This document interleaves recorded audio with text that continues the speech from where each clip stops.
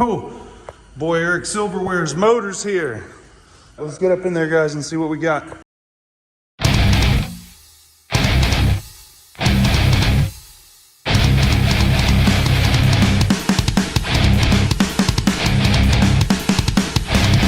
Oh man, it's the coldest day of the year so far. I appreciate you guys. We got the heater going in here. It's working pretty good. We got some big news. Check this out. Shouts out my boy Eric Silverware. If that's your real name. Whew. He was serious now. He got us that 250R motor quick. And you know what? It came today. If I look at UPS, maybe if I remember later on in the video, I'll put it in. It got here about 11:45 this morning. It's 1:15. Huh. I got a whole Tri-Z right here on sideline till I get him his diagnosis, because that's a promise I made. I got space for one more motor from a subscriber, 2 strokes only for now. Of course I'm charging to rebuild it. Somebody had the nerve to ask me, since you're making a video and stuff, is it free? This guy knows what's up. Shipped it out quick. He wanted to be first. He is first. We're getting it done first. Let's see if UPS did their job right now, because there was a bit of a bulge. That's okay. I think that's fine. He said he never tore a motor out of the machine. This old boy had it done on time the next day, just like he said he would. He got up in there. Some of you guys afraid to get up in there. Oh, damn. Okay. I gotta give UPS a little more props. They packed it for him. I wasn't convinced they did a great job. Looks a little better now. Let's keep going. Big hole in the box right there. A little bit of fluid's not bad. I'm gonna send this back to my boy Eric in a tow, so we don't need this.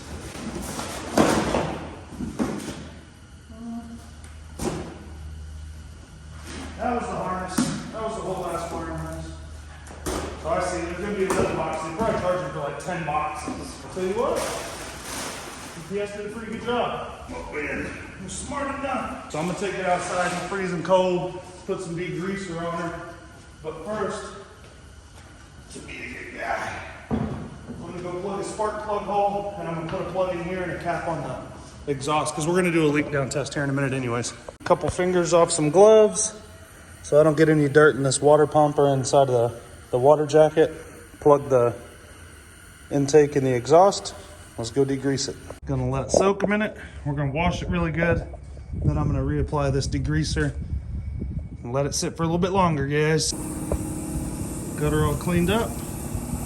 And take her inside and give her a leak down test. A compression test first, a leak down test after.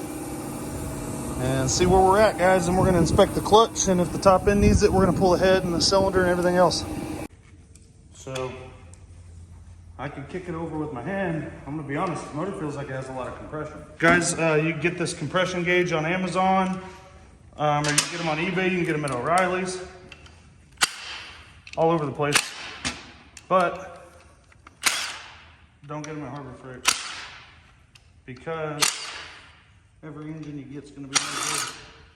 If I wanted Eric to have a for sure bad top end, I would just use my Harbor Freight gauge. It'd say he has about 60 PSI in this top end. Y'all think I'm playing? I can prove it. And it's weird because I've heard that same number from a lot of people online. This could all use cleaned up for sure. There's a good amount of rust in there. This gasket looks like it was a little goofy. Whenever you do this, always make sure to check your which way that flywheel turns when the motor's kicked. Because some of them go backwards, some of them go forward. So I got my 17. But I go over here and I kick the motor and it goes that way. Sometimes, believe it or not, they spin this way. So you don't want to go turning the motor in the wrong direction trying to start it. Trying to start your 2-stroke motor in reverse. So I'm gonna turn this left. Throttle wide open, as you can see here. The carburetor's wide open, boys. She can't get no more air than that. We have the plug off at the end. Okay, we're gonna downshift. Oh wait.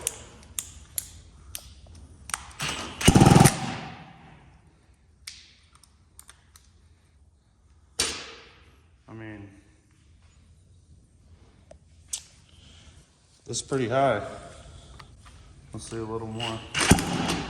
It's stopping right there, but that's about, shit, 175 PSI, Eric. So I'm gonna do a leak down test on it because it's not running right, but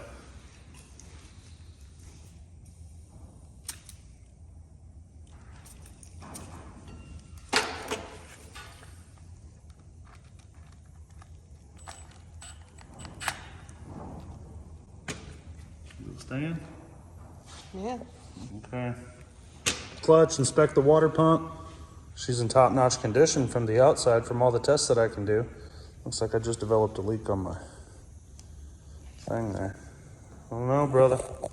Let me know how to proceed. We're gonna go ahead and inspect this clutch and the water pump. Yeah, that's what we do over here, guys. Now what I'm gonna do is tilt the sucker against the wall. Probably should have done that in the beginning. As far as the clutch goes, taking a look here, I got the cover all cleaned out. The plates all seem fine. They've measured out okay. There's a little bit of grooving on the basket. I don't know if I can get it. There we go. Where the plates have been rubbing a little bit. I'll talk to Eric if he wants me to. We can take a file to that and even it out, and it won't chatter as much, and the clutch will last longer than with the grooves in here because these will get tore up. In the next video, we will do it whenever we put on the new gasket and the new water pump gasket. The pump itself looks pretty good. Torque her down and then see what Eric's decision is on this. It's hard to see with the shadow, but there's just a tiny bit of wearing on the basket. Get up in this top end. So quarter turn on each one of these is all right. Nice and gently.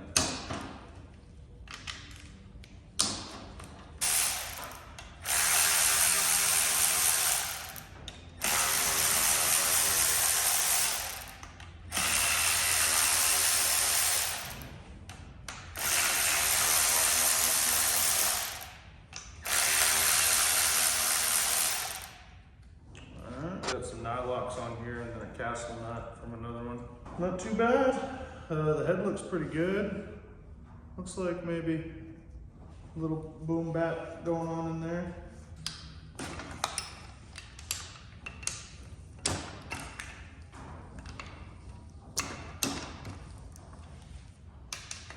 The stand makes it a lot easier. It's not bouncing around on me near as much.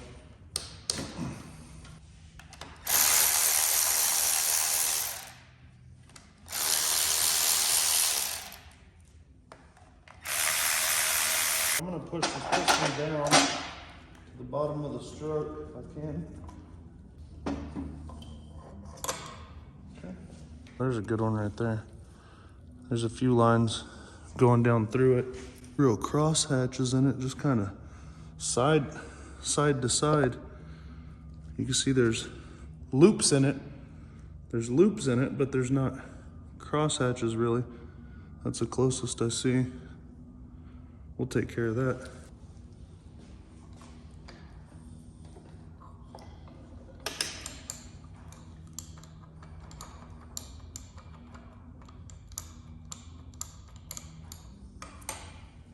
Damn, do y'all see that? Play. I understand there being play here, because that's how lots of them are, but I don't understand, the wrist pin's actually moving about 1/8 of an inch. But these are, you know, this was the 80s. Tolerances are a little bit different back then. That's going up and down, that knock.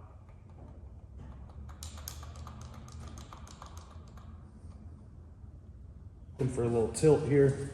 So, as far as up and down goes, there seems to be a little bit. Clearly, side to side, there's some play. As you can see that. But then as I lift it up, so I'm holding it at the top so if there was any slack, there isn't. And I try and rock her, and the rod is tilting. So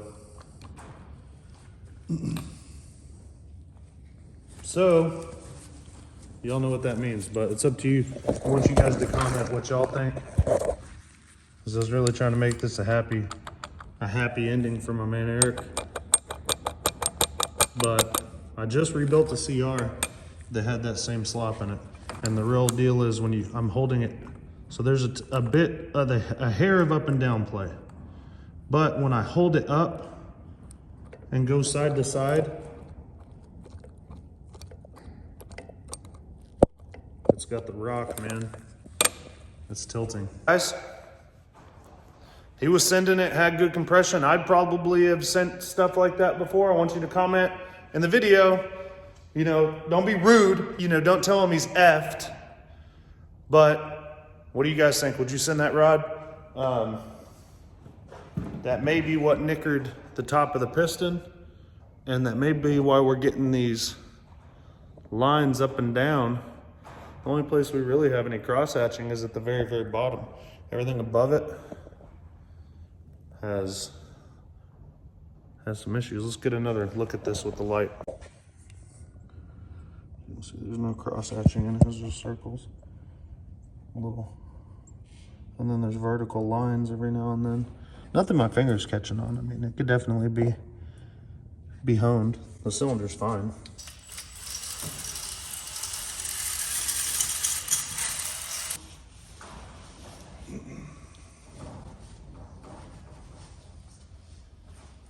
You can see the cross hatches in it now. Let me get a light, give you a better light.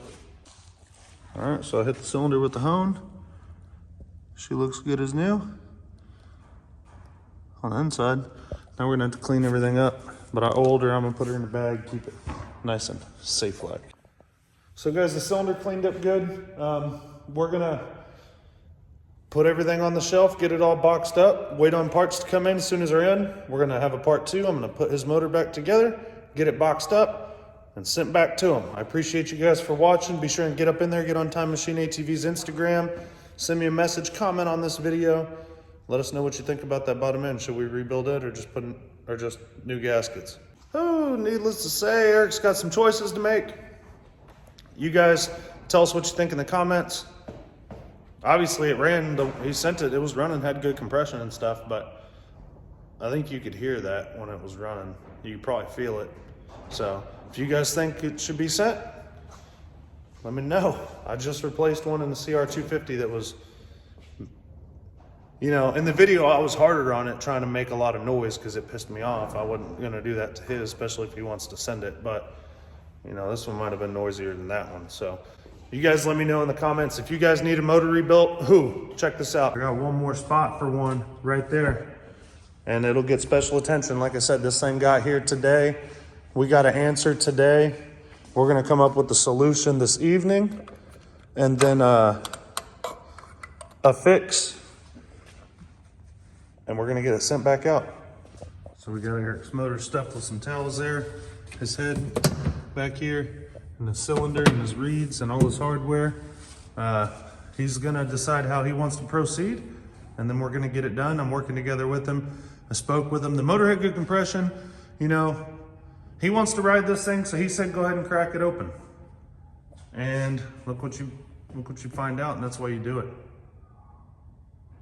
Got a new subscriber top 10 list. And hey, it's gonna come this month, I'm gonna let you guys know, but we got a new prize for subscriber of the month that's gonna start at for January. Lots more improvements coming up, guys, but check this out. Kinda Quick, Homie, D. Walker, Audi Boosted, Markeith Peacock, Craig Smith, Kerry Orban, Mark Barton, Hanky Bannister, and Eric Silverware made it up in there. Got the winner right here, dudes. Dion Horn, dude. Get up in there, appreciate you, man. Subscriber of the month. Got it from commenting, sharing, and just always watching the videos, dudes, but comment on them so we know that you're watching. And then share them to your friends, guys. Come on, help us out now. Lots more machines coming up. The Tri-Z, check this out. Got you a little update here. Dion, appreciate you, man. This is all Tri-Z right here. Gonna chill right next to Eric's motor. It's going up there here in a second, as soon as I seal it up. Boys, alien silver, everything there and black in there. I'm waiting on the frame. That's all powder coated. I'm gonna rebuild the forks and the carrier and the hubs tomorrow. I got the motor done, gas tank done, the harness done, some other parts that I painted, and a bunch of new parts back there, guys. The build should be done within the next 10 days or so. So get up in there, dudes.